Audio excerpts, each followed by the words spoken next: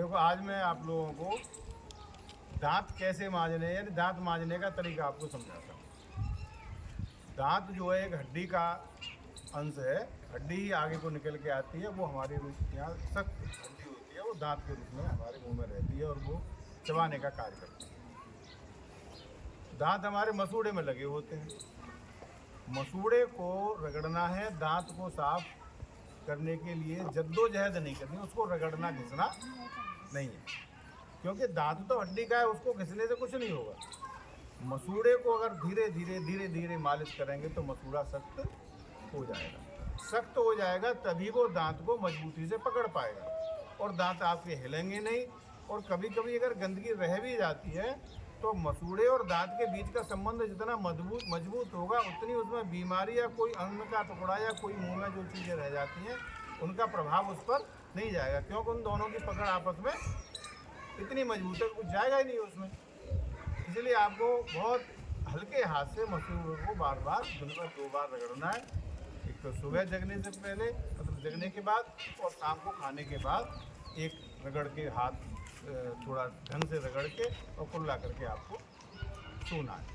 कुछ लोग क्या करते हैं कि बड़मपन के दिखाने के लिए अपने छोटे छोटे दूध पीते बच्चों को भी और बुरोस और वो सब ला के देते हैं। इसमें क्या होता है कि जब आप छोटे बच्चे के मसूड़ों को रगड़वाते हैं उंगली से या ब्रश से तो उनके मसूड़े सख्त हो जाते हैं, कठोर हो जाते हैं। और जब उनके दूध के दांत उखड़ के और नए दांत आते हैं तो नए दांत चौड़े होते हैं, पुराने दांत बहुत पतले होते हैं, तो उनके मसूड़ों को बढ़ना होता है। अब सख्त आपने कर दी तो वो बढ़ेंगे कैसे, चौड़ी स्थान को कैसे निकल के जाएंगे, तो फिर दांत में उल्टे सीधे दांत, टेढ़े मेढ़े दांत निकलते हैं। इसलिए छोटे बच्चों को कभी भी ब्रश या मंजन करने की ज़बरदस्ती नहीं करनी चाहिए जब तक उनके दूध के दांत ना उखड़े। दूध के दांत उखड़ के जब नए दांत आते हैं तब मालिश मसूड़े की भी कर सकते हैं, दांत भी साफ कर सकते हैं। दूसरी बात, हमारे आयुर्वेद के हिसाब से बहुत सारे मंजन घरों में लोग बना लेते हैं, उन्हीं मंजनों का प्रयोग करना चाहिए।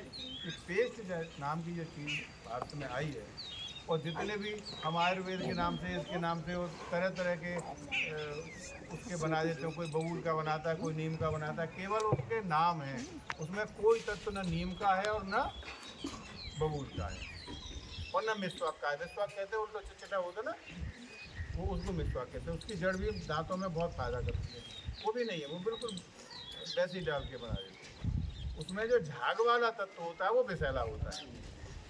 इसलिए न बड़ों को न छोटों को और बच्चों को तो विशेष रूप से पेस्ट करना ही नहीं चाहिए। पेस्ट बच्चों को नहीं करना चाहिए। जो घरेलू मंजन आप बनाते हैं उसी का प्रयोग करके आप अपने दांतों का ध्यान रखें और मसूड़ों को समय समय पर यानी रोजाना प्रतिदिन थोड़ा बहुत मालिश करें।